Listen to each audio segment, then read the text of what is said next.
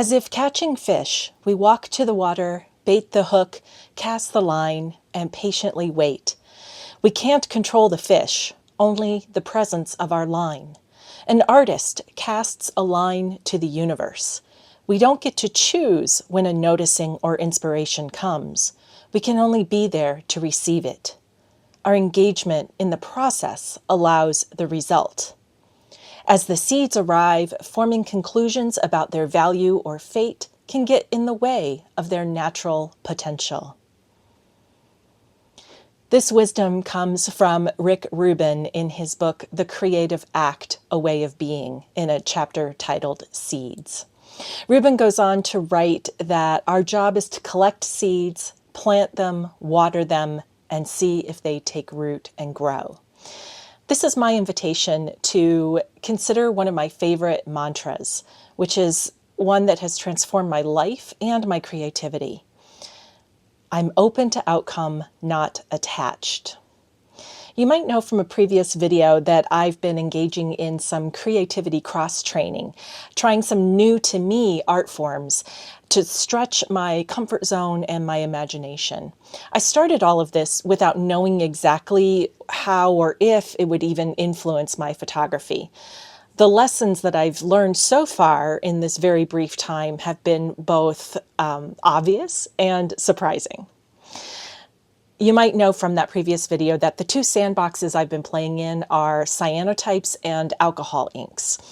For various reasons, I've been drawn to the alcohol inks more recently. I love the cyanotype and I'm really looking forward to getting back to it. But right now I'm just kind of going to where my energy is pulling me. And right now it's the inks that are making me happy. Letting go and releasing attachment to outcome is the biggest lesson that I'm being reminded of as I work with the inks.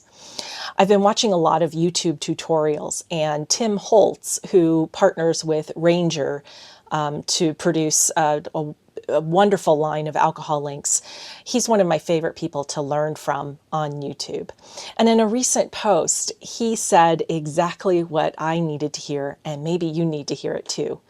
Don't overthink the ink.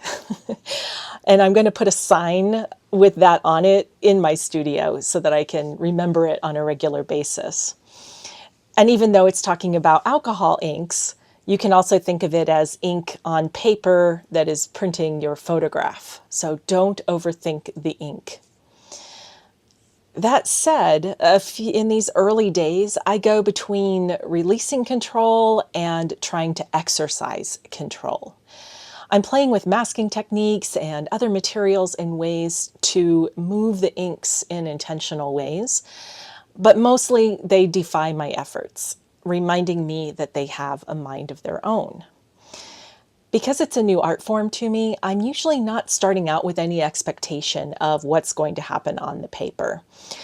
I've tried a few times to pre-visualize what I want to create, but the result is almost always very different than what I'd planned. Sometimes it turns out close to what I'd envisioned, and I'm pleased with it. But most of the time, it's somewhere between meh and a disaster. Sometimes I'm able to save the mess. Many times I make it worse by trying to fix it. But most of the time, I just end up pouring alcohol over the entire piece of paper or ceramic tile and wiping it clean. And you know what? I could swap out on the paper for in the viewfinder and be talking about intentional camera movement, except that I would not recommend pouring alcohol over your camera if you don't like what you're seeing through the viewfinder. But it's funny that whenever I'm looking at whatever alcohol ink piece I've produced and deciding whether or not I want to keep it, the thought that goes through my mind is, I should delete this. So the photography language, the digital language is pretty hardwired at this point. And over the past few weeks, I've decided that ICM, intentional camera movement, and alcohol inks are two sides of the same coin. They share an unpredictability and require, and it's truly a non-negotiable requirement, that the artist have a sense of play. We have to let go of control. If that resonates with you and feels a bit uncomfortable, then maybe there's something there for you to explore. I know it's true for me. Spontaneous play has never been something that comes naturally to me. So the fact that I feel this strong pull towards techniques and mediums that demand spontaneity is clearly a message from the universe. Now my job is to receive that message and act on it. And if it resonates with you, maybe that's your job too. When we are first learning about photography and our cameras, we wanted to feel that sense of control. That's how we knew we were making progress. And we probably played a little bit, but we were mostly concerned with the fundamentals and the technique. And mainly, we wanted to know how to make specific things happen. We wanted to know how to take a sharp photo, control our depth of field, get our exposure right, make sure that we didn't ruin a capture because we had the wrong shutter speed there and forgot to check it before we pressed the shutter. In short, we wanted to know how to create reliable outcomes. Now that I'm a few years into my photography learning, with still many to go, and because I'm primarily an abstract photographer, I spend a lot of time actually playing and experimenting. And as a side note, that's going to be the subject of my next Pixels episode, because it's something that could be talked about for a very long time, but we're going to talk more about play next time. Now, I'm generally okay with not knowing what will happen when I press the shutter and I'm doing intentional camera movement. I don't get as wrapped up in creating a reliable outcome. But I have practiced enough that I can somewhat pre-visualize something and know more or less how to make it happen before I press that shutter button. With the inks, making that first drop of color on the paper is the equivalent of pressing the shutter. And I find myself hesitating and feeling a lot of uncertainty. I will sit there for 10, 20, 30 seconds with the ink bottle in my hand, staring at that blank page, feeling a bit paralyzed. Whereas if you watch through tutorials, they're just throwing ink around. And I want to channel some of that. But right now, I feel stuck. And it's almost as if I don't start, whatever I'm envisioning can remain perfect in my imagination. And I can spare myself the risk of creating evidence and proof that I am incompetent and untalented. Along those lines, I'm noticing that learning a new skill as an adult requires setting aside expectations that I'm going to be good at it right away. I do it for a week, and I think that I'm going to be able to produce something that I would want to include in the next art show that I participate in. Now, of course, that is utterly ridiculous, and I know that intellectually, but emotionally, it's a little bit harder to move through that that feeling of not knowing what I'm doing, but feeling like I need to be able to produce something that is at some sort of professional level. If it does happen in those early days, I would chalk it up to beginner's luck, not because I have some supernatural skill. The more likely scenario is that it's going to be a while before I produce something that I'm proud enough to share and feel like it's maybe art with a capital A. It's really hard to accept that. It's very humbling, and it calls on me to reconnect with creative patience, with gathering seeds and planting them to see which ones grow. And it also reminds me that not every seed is going to bear fruit, and that's okay. That's just part of the process. There have been several instances when I've tried a technique and I've just done it a couple of times, and when I didn't get it good as quickly as I think I should, I feel like giving up. It's kind of like when I was in Olympic National Park and I felt overwhelmed by the chaos of the forest. When I couldn't get a very good image right away, or at least one that I thought was good, I started to conclude that maybe I wasn't cut out for woodland photography. Of course, just like with the inks, I know intellectually that that's really silly. But emotionally, I'm used to succeeding. And producing so many terrible images took me down a path of self-judgment and self-doubt. Now, I still learned a lot. I pushed through as best I could. I had a really great time, but I still left feeling a little bit down on my abilities. By playing with the inks and making a mess and sometimes having a happy accident, I'm reconnecting with this idea that we have to kiss a lot of frogs before we find our prince.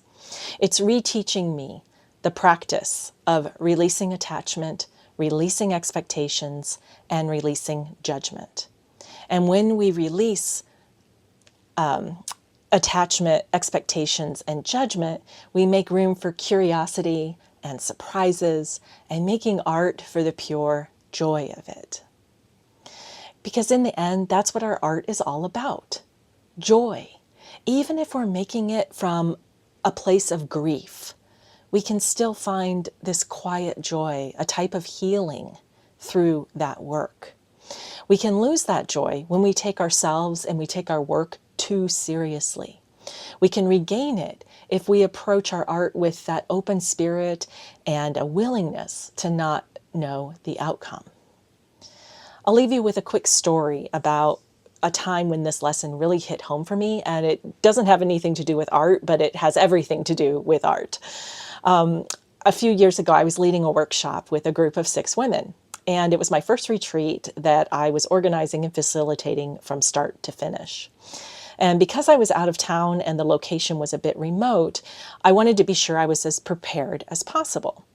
And I remember being in the parking lot, unloading groceries from the cart to my car, and the thought went through my mind, I don't want to forget anything. That would be terrible.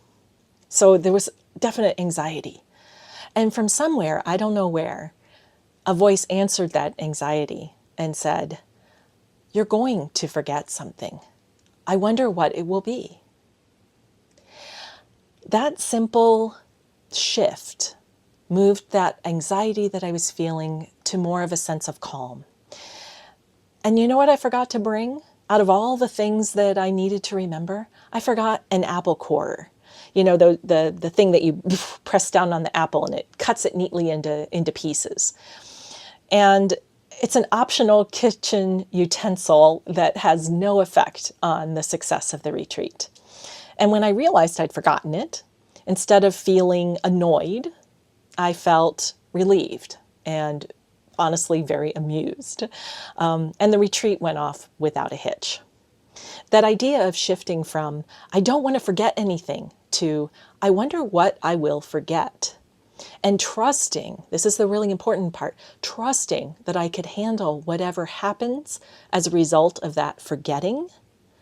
That's helped me to morph into a more general attitude of anytime I'm approaching situation and anxiety voice is saying, I don't know what's going to happen, I can respond to it with more of that calm voice that says, I wonder what's going to happen.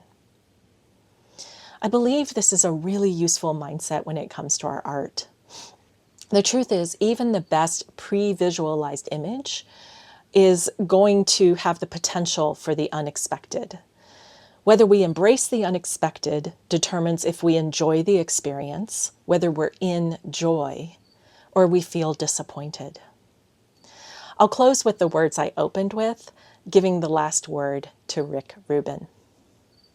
As if catching fish, we walk to the water, bait the hook, cast the line, and patiently wait. We can't control the fish, only the presence of our line. An artist casts a line to the universe. We don't get to choose when a noticing or inspiration comes. We can only be there to receive it. Our engagement in the process allows the result. As the seeds arrive, forming conclusions about their value or fate can get in the way of their natural potential. Thanks so much for joining me, and it'd be great to hear from you in the comments about your experiences with play, control, and planting creative seeds. I hope you'll like, subscribe, and share this content if you find it useful, and I really look forward to seeing you next time.